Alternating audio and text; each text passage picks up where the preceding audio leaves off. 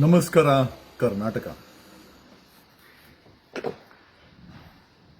ಸಮಾಜದಲ್ಲಿ ಯಾವುದಾದ್ರೂ ಕ್ರೈಮ್ ಆದರೆ, ದೊಡ್ಡ ಮಟ್ಟದ ಹತ್ಯಾಕಾಂಡ ಆದರೆ ಅದನ್ನು ಧ್ವನಿ ಮಾಡಬೇಕಾದ್ದು ಪ್ರತಿಯೊಬ್ಬ ಸಾರ್ವಜನಿಕ ನಾಗರಿಕನ ಕರ್ತವ್ಯ.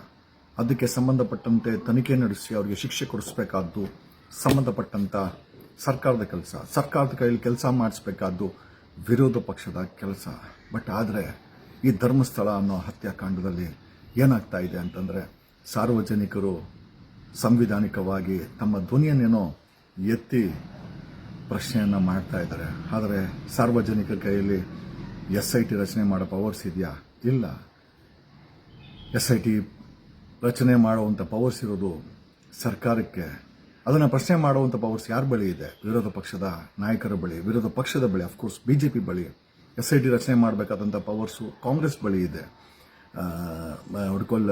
ಅದನ್ನು ಪ್ರಶ್ನೆ ಮಾಡಿ ಧರ್ಮಸ್ಥಳದ ಹತ್ಯಾಕಾಂಡಕ್ಕೆ SITನ ರಚನೆ ಮಾಡಿ ಕಾನೂನಾತ್ಮಕವಾಗಿ ಒಂದು ಇನ್ವೆಸ್ಟಿಗೇಷನ್ ಮಾಡಿ ಶಿಕ್ಷೆ ಕೊಡಿಸಬೇಕಾದಂಥ ಜವಾಬ್ದಾರಿ BJP ಮೇಲೆ ಇದೆ.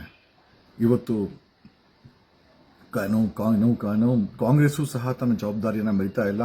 ನುರುಚಿಕೊಂಡು ಬಚ್ಚಿಕೊಂಡು ನಾನು ನೋಡೋದಂಥ ವಿಚಾರ ಏನು ಅಂತಂದರೆ, SIT ಮಾಡೋಕ್ಕೆ ತಡ ಯಾಕಾಯಿತು ಅನ್ನೋದು ನಮಗೆ ತುಂಬ ಲೇಟಾಗಿ ಗೊತ್ತಾಗಿದೆ. ಅಂತಂದರೆ, ಸಿದ್ದರಾಮಯ್ಯ ಅನ್ನೋ ಒಬ್ಬ ದೇವರು ನಂಬದಂಥ ವ್ಯಕ್ತಿ ಧರ್ಮಸ್ಥಳದಲ್ಲಿ ಕೆಲವರು ಕಾಲಿಗೆ ಬಿದ್ದಿದ್ದಾರೆ ಅಂತಂದರೆ, ಯಾರ ಮೇಲೆ ನಾವು ತನಿಖೆ ಮಾಡಿ ಅಂತ ಹೇಳ್ತಿರೋ, ಯಾರ ಮೇಲೆ ನಮಗೆ ಡೌಟ್ ಇದೆಯೋ ಅವ್ರ ಕಾಲಿಗೆ ಬಿದ್ದಂಥ CM, ಡೆಪ್ಯೂಟಿ CM ನಿಜವಾಗ್ಲೂ ಇದನ್ನು ನೋಡಿದ್ರೆ ನಮಗೆ ನ್ಯಾಯ ಸಿಗುತ್ತೆ ಅನ್ನೋ ಭರವಸೆ ಇದೆಯಾ? ಹೋಗ್ಲಿ ಏನೋ ಧೈರ್ಯ ಮಾಡಿ ಆ ಧನಂಜಯ ಅನ್ನೋ ಅಡ್ವೊಕೇಟ್ ಅನ್ನೋ ಅವ್ರ ಟೀಮು ಆ ಭೀಮನನ್ನು ಕರ್ಕೊಂಡ್ಬಂದು ಕಂಪ್ಲೇಂಟ್ ಕೊಡ್ತಾರೆ. ಕಂಪ್ಲೇಂಟ್ ಕರೆಕ್ಟ್ ಆಗಿದ್ದಾಗ, ಅದರಲ್ಲಿ ಎವಿಡೆನ್ಸ್ ಇದೆ, ಪ್ರೈಮಾ ಫೇಶಿಯಾ ಇದೆ, FIR ಮಾಡಬೇಕು ಅನ್ನೋ ಒಂದು ಪರಿಸ್ಥಿತಿ ಇದೆ ಅಂದಾಗ ಧರ್ಮಸ್ಥಳ ಪೊಲೀಸರು FIR ಮಾಡ್ತಾರೆ. ತದನಂತರ ಸ್ವಾಯಿಚ್ಛೆ ಹೇಳಿಕೆ ಆಗುತ್ತೆ. ಅಲ್ಲಿಂದನೇ ಶುರುವಾಗೋದು ಏನು SIT ಯಾಕೆ ಬೇಕು ಅಂತ ಅಲ್ಲಿಂದನೇ ಶುರುವಾಗುತ್ತೆ. ತನಿಖೆ ಮಾಡಿ ನೋಟಿಸ್ ಕೊಡಬೇಕಾದಂಥ ಧರ್ಮಸ್ಥಳ ಪೊಲೀಸರು ಭೀಮನಿಗೆ ರೋದನೆ ಕೊಡೋಷ್ಟು ಹಚ್ಕೊಳ್ತಾರೆ. ಎಲ್ಲೆಲ್ಲಿದೆ ತೋರಿಸು ಅಂತ ಹೇಳ್ತಾರೆ. ಯಾವುದೇ ಕಾರಣಕ್ಕೂ ಆ ಜಾಗಗಳನ್ನು ಪೊಲೀಸರಿಗೆ ತೋರಿಸದೆ ಕೋರ್ಟಿಂದ ಎಕ್ಸುಮೇಷನ್ ಆರ್ಡರ್ ತಗೊಂಬನ್ನಿ, ಅವಾಗ ಮಾತ್ರ ತೋರಿಸ್ತೀನಿ ಅಂತೇಳಿ ಭೀಮಾ ಮತ್ತು ಅವರ ವಕೀಲರು ಹಠಕ್ಕೆ ಬೀಳ್ತಾರೆ. ಈ ಹಠಕ್ಕೆ ಬಿದ್ದಾಗ ಒಂದು ಕಡೆ ಮಾಹಿತಿಗಳನ್ನು ಕಲೆ ಹಾಕಿ ಕೊಲೆಗಾರರಿಗೆ ಹೆಲ್ಪ್ ಮಾಡೋಕ್ಕೆ ಧರ್ಮಸ್ಥಳ ಪೊಲೀಸರು ನಿಂತಾಗ, ಸಾಮಾನ್ಯ ಜನರ ಧ್ವನಿಯಾಗಿ ನಾವುಗಳು ಇಡೀ ಕರ್ನಾಟಕದ ಜನ ಈ ಒಂದು ಧರ್ಮಸ್ಥಳದ ಹತ್ಯಾಕಾಂಡಕ್ಕೆ SIT ಬೇಕೇ ಬೇಕು ಅಂತ ನಿಂತ್ಕೊಳ್ತಾರೆ.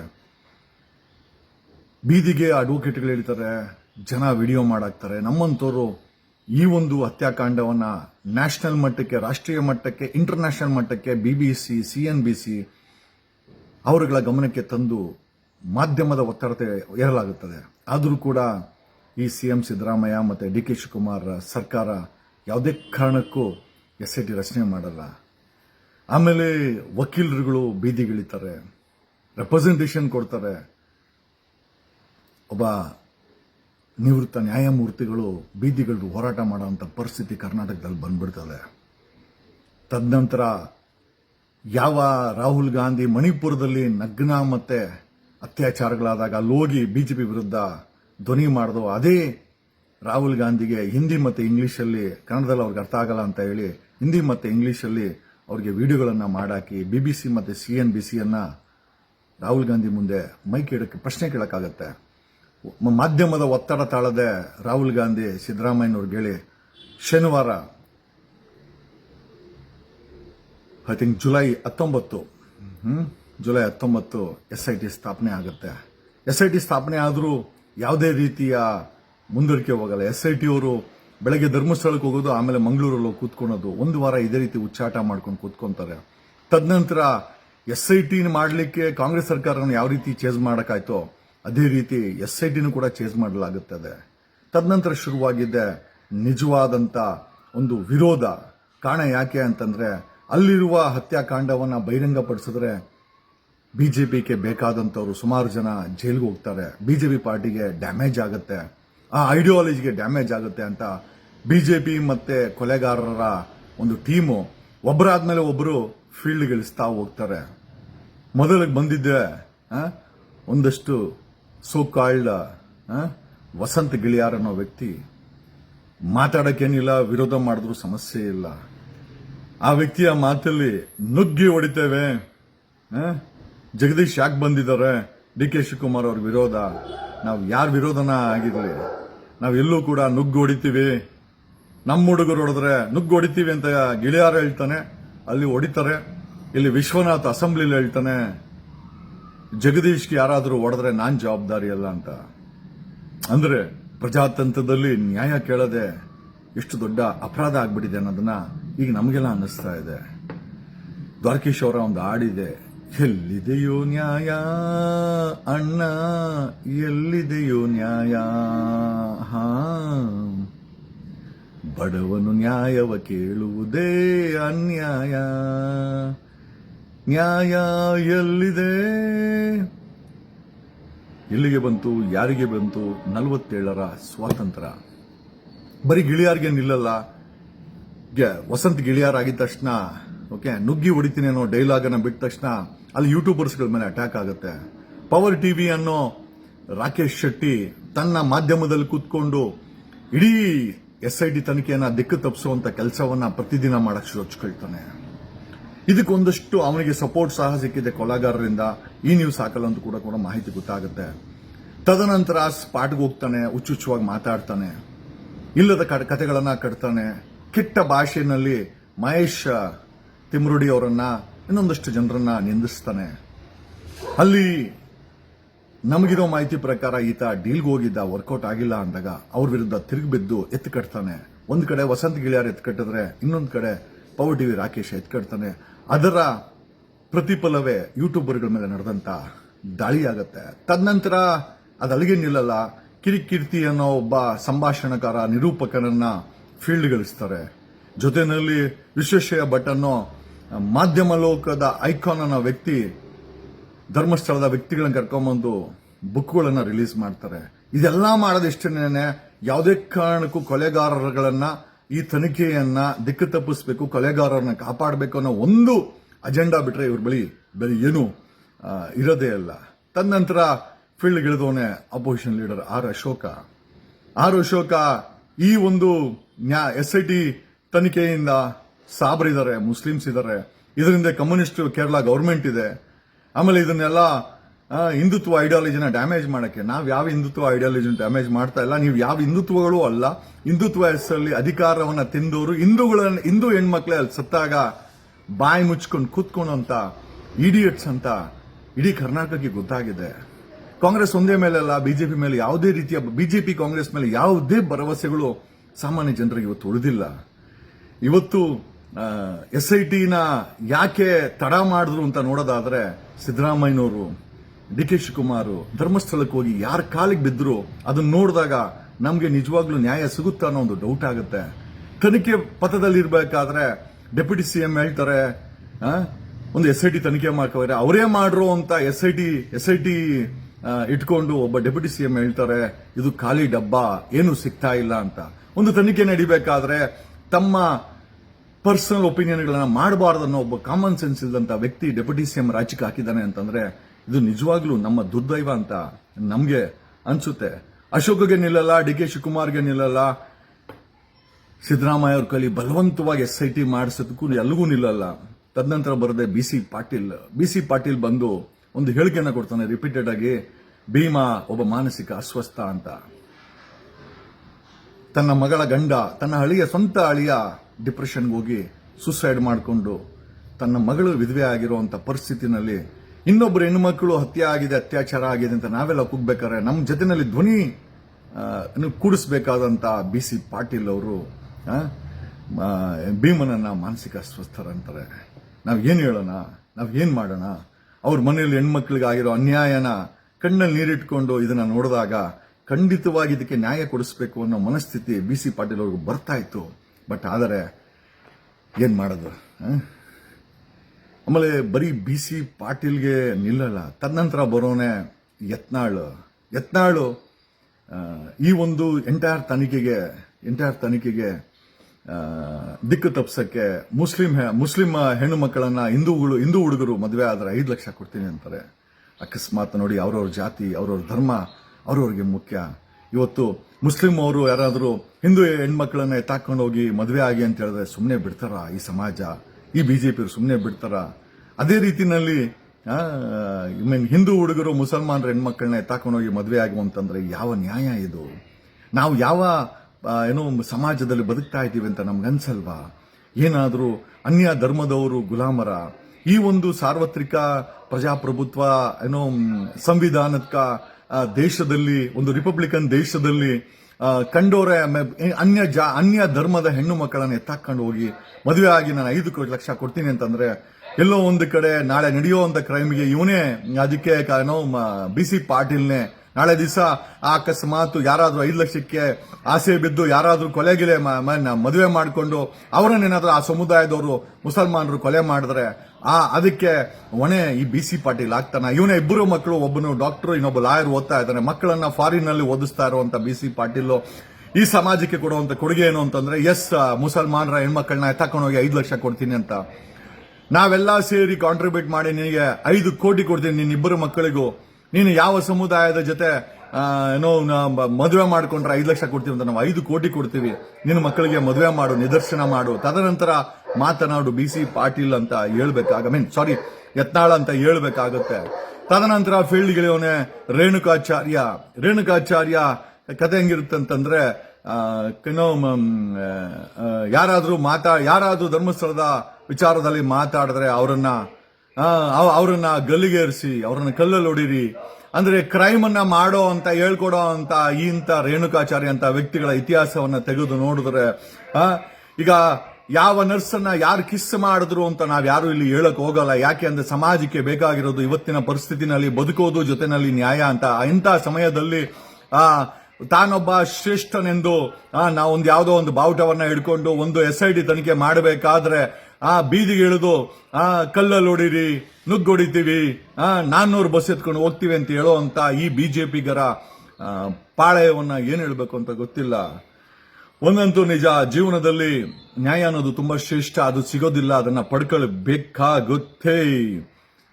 ಕೊನೆಯಲ್ಲಿ ಇವತ್ತು ನಮಗಿರುವಂತ ಮಾಹಿತಿ ಪ್ರಕಾರ ಮೊನ್ನೆ ಒಬ್ಬ MLA Vishwanath, so-called 4 term MLA ಆಗಿರುವಂತ MLA ವಿಶ್ವನಾಥ್ ಒಂದು ಸ್ಟೇಟ್ಮೆಂಟ್ ಮಾಡ್ತಾನೆ.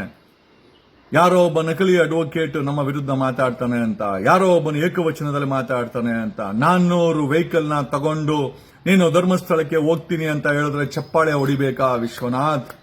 400 ವೆಹಿಕಲ್ಗಳಿಗೆ 20,000 ಅಂದುಕೊಂಡ್ರೆ ನಿನಗೆ ಬರುವಂತ ಸಂಬಳ 1.5 ಲಕ್ಷಕ್ಕಿಲ್ಲ. ಒಬ್ಬ MLAಗೆ 1.5 ಲಕ್ಷ ಮೇಲೆ ಸಂಬಳ ಇಲ್ಲ. ಒಂದು ವರ್ಷಕ್ಕೆ ನಿನಗೆ 20 ಲಕ್ಷದ ಮೇಲೆ ನಿನಗೆ ಆಮದಾನಿ ಇಲ್ಲ ಒಬ್ಬ MLA ಆಗಿ.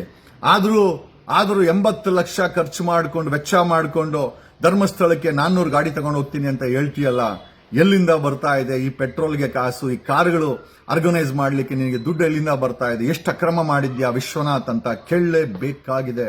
ಇವತ್ತು ಯಾರೋ ನನಗೆ ಮೆಸೇಜ್ ಹಾಕಿದ್ರು, ಅಣ್ಣ ಅದು 400 ಕಾರಲ್ಲ 6,000 ಗಾಡಿಗಳನ್ನು ತಗೊಂತಾ ಹೋಗ್ತಾ ಇದ್ದಾನೆ ಅಂತ.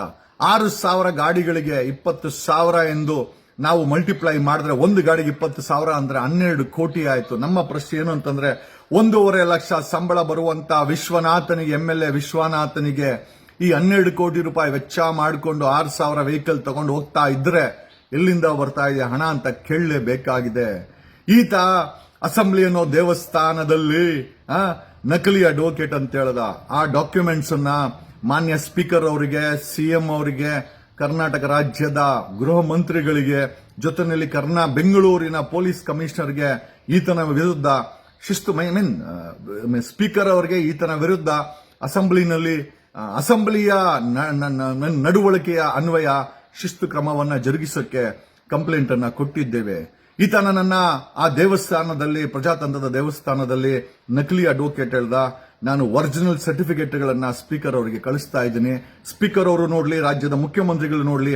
ಪದೇ ಒಬ್ಬ ವಕೀಲನನ್ನ ಏನೂ ಮಾಡಕ್ಕಾಗಲ್ಲ, ಧ್ವನಿ ಎತ್ತಾನೆ ಅಂತ ಹೇಳಿದ್ರೆ ಪದೇ ನಕಲಿ ಅಡ್ವೊಕೇಟ್, ಡೂಪ್ಲಿಕೇಟ್ ಅಡ್ವೊಕೇಟ್ ಅಂತ ಹೇಳುವಂತ ಆತ್ಮಗಳಿಗೆ ರಾಜ್ಯದ ಮುಖ್ಯಮಂತ್ರಿಗಳು, ಸ್ಪೀಕರು ಇದಕ್ಕೆ ಉತ್ತರವನ್ನ ಕೊಡಬೇಕು ಅಂತ ನಾನು ಈ ಮೂಲಕ ಕೇಳ್ಕೊಳ್ತೀನಿ. ನನ್ನ ಪರ್ಸನಲ್ ಏನೂ ಇಲ್ಲ, ಆದರೆ ಒಬ್ಬ ಧ್ವನಿ ಎತ್ತೋ ವ್ಯಕ್ತಿಯ ತೇಜೋವಧೆ ಮಾಡಲಿಕ್ಕೆ ಸ್ವತಃ ವಿರೋಧ ಪಕ್ಷದ ಒಬ್ಬ MLA ನಿಂತ್ಕೊಳ್ತಾನೆ ಅಂತ ಹೇಳಿದ್ರೆ ಅದು ಬರೀ ನಿಲ್ಲಲ್ಲ, ನುಗ್ಗಿ ಹೊಡೆದ್ರೆ ನನ್ನ ಕೇಳ್ಬೇಡಿ ಅಂತ ಹೇಳ್ತಾನೆ ಅಂತಂದ್ರೆ, ಒಬ್ಬ ನಾಳೆ ದಿವಸ ಯಾರಾದ್ರೂ ಏನಾದ್ರೂ ನಮ್ಗೆ ಅಟ್ಯಾಕ್ ಮಾಡಿದ್ರೆ ಈ ವಿಶ್ವನಾಥನೇ ಅದಕ್ಕೆ ಹೊಣೆ ಆಗ್ತಾನೆ.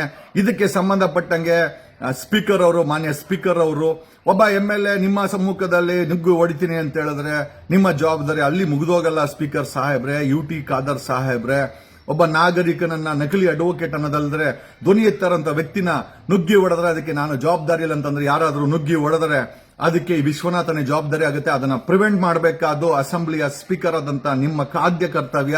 ಹಾಗಾಗಿನೇ ನಿಮಗೆ ನಾನು ಕಂಪ್ಲೇಂಟ್ ಅನ್ನ ಕೊಡ್ತಾ ಇದ್ದೀನಿ. ಮಾನ್ಯ ಮುಖ್ಯಮಂತ್ರಿಗಳಿಗೆ ಕಂಪ್ಲೇಂಟ್ ಅನ್ನ ಈ ಒಂದು ವಿಶ್ವನಾಥನ ವಿರುದ್ಧ ಕೊಡ್ತಾ ಇದ್ದೀವಿ. ಆಮೇಲೆ ಕಳೆದ 17 ವರ್ಷದಲ್ಲಿ ಈತ ಯಲಹಂಕ MLA ಹೇಳ್ಕೊಳೋದು, ಈತನಿಗೆ ವೋಟ್ ಹಾಕಿದ್ದು, ಮೆಜಾರಿಟಿ ವೋಟ್ ಹಾಕಿರೋದು ಒಕ್ಕಲಿಗರು, ಇಲ್ಲಿನ ಸಾಮಾನ್ಯ ಜನರು, ರೆಡ್ಡಿ ಜನಾಂಗದ ಈ ವಿಶ್ವನಾಥ ಮಾಡಿದಂತ ಅಕ್ರಮಗಳು ಒಂದೆರಡಲ್ಲ. ಓಕೆ, ಈತನ ರಿಯಲ್ ಎಸ್ಟೇಟ್ ದಂಧೆ ಆಗಿರಬಹುದು, ಈತನ ಪುಡಾರಿ ರೌಡಿಗಳ ದಂಧೆನೇ ಆಗಿರಬಹುದು, ಈತ ಮಾಡಿದಂತ ಭ್ರಷ್ಟಾಚಾರಗಳೇ ಆಗಿರಬಹುದು, ಅಲ್ಲಿ ನಡೆದಂತ ಕಳಪೆ ಕಾಮಗಾರಿಗಳೇ ಆಗಿರಬಹುದು, ಈತನ ಆಂಧ್ರದ ನೆಟ್ವರ್ಕ್ ಆಗಿರಬಹುದು, ಎಲ್ಲ ಆಗಿರಬಹುದು. ಅಲ್ಲ ಮತ್ತೆ ಇದೇ ಯಲಹಂಕದಲ್ಲಿ ನಡೆದಂತ ಪೊಲಿಟಿಕಲ್ ಮರ್ಡರ್ಸ್ ಆಗಿರಬಹುದು. ಎಲ್ಲದಕ್ಕೂ ಒಂದು ಲೆಕ್ಕಾಚಾರ, ಒಂದು ಆಡಿಟ್, ಒಂದು ಟೀಮ್ ಮಾಡ್ತಾ ಇದೆ. ಕೆಲವು ದಿನಗಳಲ್ಲಿ ಈ ವಿಶ್ವನಾಥನ ಆಡಳಿತದಲ್ಲಿ ನಡೆದಂತ ಎಲ್ಲ ಅಕ್ರಮಗಳ ರಾಜ್ಯ ಸರ್ಕಾರದ ಮುಂದೆ ಒಂದು ಟೀಮ್ ಇಡಲಿದೆ. ಅದಕ್ಕೆ SIT ಕೂಡ ರಚನೆ ಮಾಡಬೇಕಾದಂತ ಪರಿಸ್ಥಿತಿ ಬರುತ್ತೆ ಅಂತ ಈ ಮೂಲಕ ಹೇಳುತ್ತಾ, ಧರ್ಮಸ್ಥಳದ ವಿಚಾರದಲ್ಲಿ ಪಳೆಯುಳಿಕೆಗಳು ಸಿಕ್ಕಿವೆ. ಇದು ಯಾರದ್ದು ಅಂತ ನಾವೇ ಪ್ರಶ್ನೆ ಮಾಡ್ತಾ ಇದ್ದೇವೆ. ಕಮಿಂಗ್ ಟು ಕಾಂಗ್ರೆಸ್ ಪಕ್ಷಕ್ಕೆ ಬಂದರೆ ನೀವುಗಳು ಯಾರೂ ಕೂಡ ಈ ಒಂದು SIT ವಿಚಾರವಾಗಿ ಒಂದು ಸಪೋರ್ಟ್ ಅನ್ನ ಮಾಡ್ತಾ ಇಲ್ಲ. ಬದಲಿಗೆ ಒಬ್ಬ ಡೆಪ್ಯೂಟಿ CM ಖಾಲಿ ಡಬ್ಬಾ ಅಂತ ಹೇಳ್ತಾರೆ. ಮಾನ್ಯ DK ಶಿವಕುಮಾರ್ ರವರೇ, ಗೌರವಿತವಾಗಿ ನಿಮಗೆ ನಾವು ಒಂದೇ ಒಂದು ಮಾತನಾಡೋದು ಏನಂತಂದ್ರೆ, ಒಂದು SIT ನೀವೇ ರಚನೆ ಮಾಡಿದಂತ SIT ನಡಿಬೇಕಾದ್ರೆ ಅದರ ಬಗ್ಗೆ ಯಾವುದೇ ಮಾಹಿತಿ ಇಲ್ಲದೆ ಟಿಪ್ಪಣಿ ಮಾಡೋದು ಎಷ್ಟು ಸರಿ? ಆಯ್ತು, ನಿಮಗೆ ಮಾಹಿತಿ ಇದ್ದರೆ ಅದನ್ನ ಬಹಿರಂಗಪಡಿಸಿ ಟಿಪ್ಪಣಿಯನ್ನು ಮಾಡೋದು. ಆಮೇಲೆ ಟಿಪ್ಪಣಿಯನ್ನ ಮಾಡೋದು ನಿಮ್ಮ ಕೆಲಸ ಅಲ್ಲ, ಅದರ ಕೆಲಸವನ್ನು ಮಾಡಬೇಕಾದಂತದ್ದು SIT ಅನ್ನ ರಚನೆ ಮಾಡಿರುವಂತ ಸರ್ಕಾರ ಅದರ ಒಂದು ಸಿಂಧುತ್ವದ ಬಗ್ಗೆ ಯೋಚನೆ ಮಾಡಬೇಕೇ ಹೊರತು ಖಾಲಿ ಡಬ್ಬಾ ಅಂತ ಹೇಳಿ ಹಿಂದುತ್ವ ಓಟ್ಗಳಿಗೆ ಆಸೆ ಬೀಳ್ತಾ ಇರುವಂತ ಡೆಪ್ಯೂಟಿ ಸಿಎಂ DK ಶಿವಕುಮಾರ್ ಅವರೇ, ದಯಮಾಡಿ ಇದೊಂದು SIT, ಆಮೇಲೆ ಅಲ್ಲಿ ನಡೆದಿರೋದು ತುಂಬಾ ದೊಡ್ಡ ಹಿಂದೂ ಹೆಣ್ಣುಮಕ್ಕಳ ಹತ್ಯಾಕಾಂಡ, ಈ ವಿಚಾರದಲ್ಲಿ ನೀವೇನೋ ಹೋಗಿ ಅಲ್ಲಿರುವಂತ ಧರ್ಮಸ್ಥಳ ಇರುವಂತ ವ್ಯಕ್ತಿಗೆ ಕಾಲಿಗೆ ಬಿದ್ದಿದ್ದೀರಾ. ಬಟ್ ಒಂದಂತೂ ನಿಜ, ನನ್ನ ಮೇಲೆ ಸುಳ್ಳು ಕೇಸುಗಳು 2011ರಲ್ಲೇ R ಅಶೋಕ್ ಹಾಕ್ಸ್ದ, ಜೈಲಿಗೆ ಹಾಕ್ಸ್ದ, ನಾನು ಹೊರಗಡೆ ಬಂದಂತವನು. ನನ್ನ ಕೇಸುಗಳನ್ನ ವಾದ ಮಾಡಿಕೊಂಡು ಗೆದ್ಕೊಂಡು ವಕೀಲನಾದಂತವನು. ನಾನು ನಡೆದಂತ ದಾರಿ ಯಾವುದು ಕೂಡ ಹೂವಿನ ದಾರಿ ಆಗಿರ್ಲಿಲ್ಲ, ಮುಳ್ಳಿನ ದಾರಿನೇ ಆಗಿತ್ತು. ಆ ಮುಳ್ಳಿನ ದಾರಿಲಿ ಕಣ್ಣೀರು ಬಂದಿದ್ದು ನಿಜ, ಕಣ್ಣೀರು ಬಂದಾಗ ಮಳೆ ಬಂದಿದ್ದು ನಿಜ. ಕಾರಣ ಯಾಕೆ ಅಂತಂದ್ರೆ ನನ್ನ ಕಣ್ಣೀರು ಯಾರಿಗೂ ಗೊತ್ತಾಗಬಾರ್ದು ಅಂತ ಆ ಒಂದು ಮೇಲಿರುವಂತ ಶಕ್ತಿ ಮಳೆ ಕೂಡ ಬರೆಸ್ತು. ನಾನು ಮಳೆಯಲ್ಲಿ ಹತ್ತಿ ನಡೆದಿದ್ದು ಇದೆ, ಕಾಲಿಗೆ ಮುಳ್ಳು ಚುಚ್ಕೊಂಡಾಗ ಬೇಜಾರು ಮಾಡಿಕೊಂಡು ನನ್ನನ್ನು ನಾನು ಶಪಿಸಿಕೊಂಡಿದ್ದು ಇದೆ. ಏನೇ ಆದರೂ ನಾನು ಸೋತು ಸತ್ತು ಈಗ ಎದ್ದು ನಿಂತು ಗೆಲ್ಲಕ್ಕೆ ಒಂದು ತಯಾರಿಲಿರೋನು. ಒಂದಂತೂ ನಿಜ, ನನ್ನನ್ನು ನುಗ್ಗೊಡಿಬೇಕು ಅಂದವ್ರಿಗೆ ಜನವರಿನಲ್ಲಿ ನಮ್ಮ ಗನ್ಮೆನ್ಗಳು ಗುಂಡಾರಿಸಿ ಉತ್ತರ ಕೊಟ್ಟಿದ್ದಾರೆ. ನಾನು ಪದೇ ಅದನ್ನು ಹೇಳಬೇಕಾಗಿಲ್ಲ. And coming straight to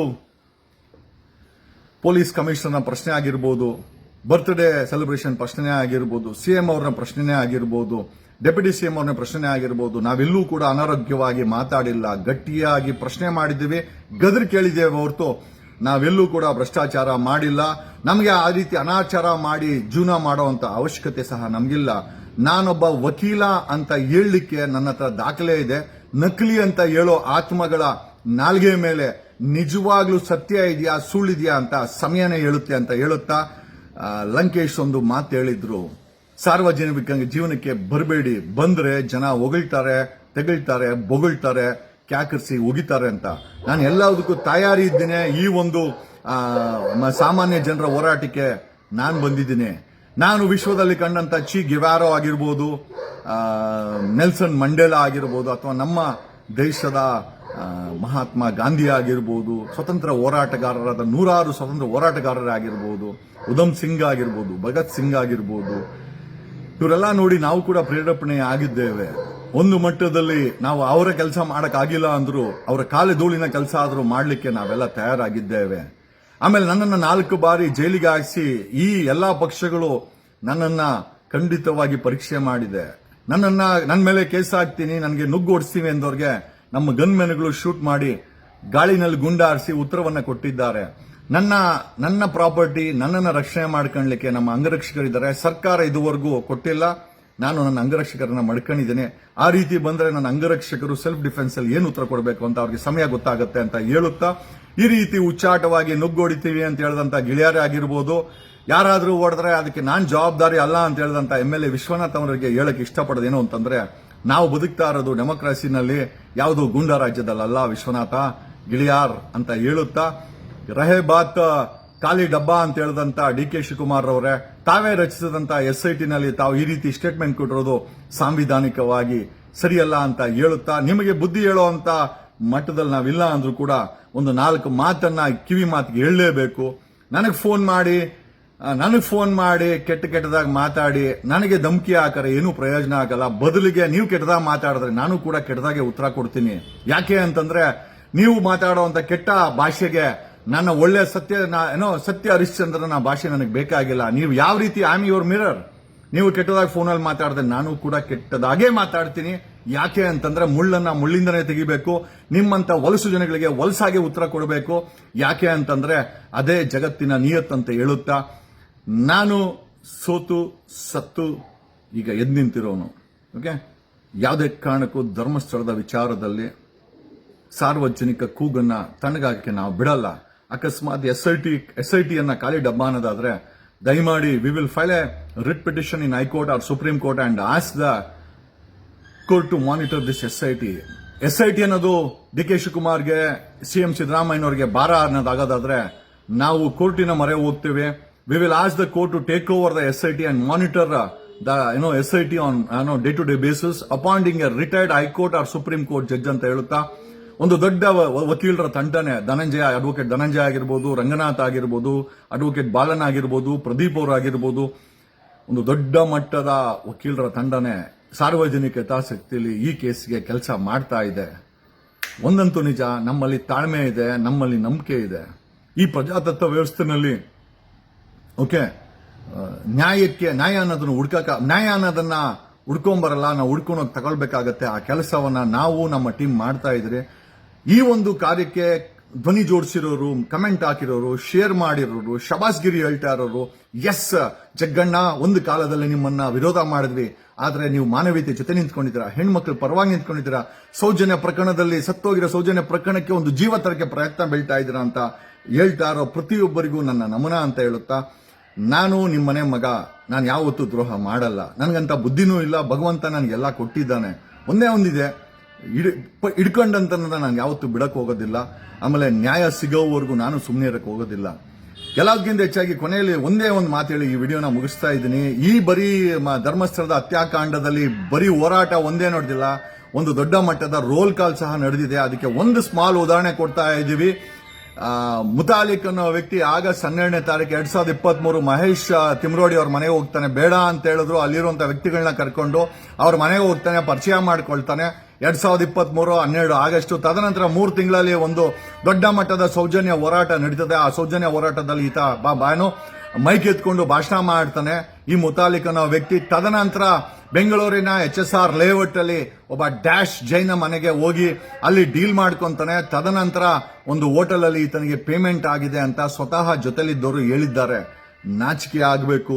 Hindutva ಅಂತ ಹೇಳ್ಕೊಂಡು ಹೋರಾಟ ಮಾಡುವಂತ ಮುತಾಲಿಕ್ ವ್ಯಕ್ತಿ, ನೀನು ಆ ಹೆಣ್ಣು ಮಕ್ಕಳ ಆತ್ಮಗಳನ್ನ ಬೆಂಗಳೂರಲ್ಲಿ ಯಾವುದೋ ಹೋಟ್ಲಲ್ಲಿ ಒಂದಿಷ್ಟು 5 ಲಕ್ಷಕ್ಕೋ 10 ಲಕ್ಷಕ್ಕೋ ಮಾರಾಟ ಮಾಡ್ಕೊಂಡೆ ಅಂತ ಕಿವಿ ಕೇಳಿದಾಗ ನಮಗೆ ಮೈಯೆಲ್ಲ ಜುಮ್ಮಂತು ಅಂತ ಹೇಳುತ್ತಾ, ಈ ಒಂದು ಧರ್ಮಸ್ಥಳ ಹತ್ಯಾಕಾಂಡದ ಹೋರಾಟದಲ್ಲಿ ಬರೀ ಹೋರಾಟ ಒಂದೇ ನಡೆದಿಲ್ಲ, ರೋಲ್ ಕಾಲ್ಗಳು ನಡೆದಿದೆ.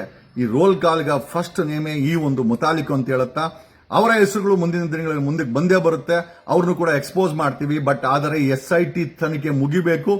ತಪ್ಪಿತಸ್ಥರಿಗೆ ನ್ಯಾಯ ಆಗಲೇಬೇಕು ಅಂತ ಹೇಳುತ್ತೆ ಈ ವಿಡಿಯೋನ ಮುಗಿಸ್ತಾ ಇದ್ದೀನಿ. ನಾನು ನಿಮ್ಮ advocate Jagadish. Thanks a lot. Love you all. ಜೈ ಕರ್ನಾಟಕ, ಜೈ ಬೆಂಗಳೂರು, ಜೈ ಧರ್ಮಸ್ಥಳ.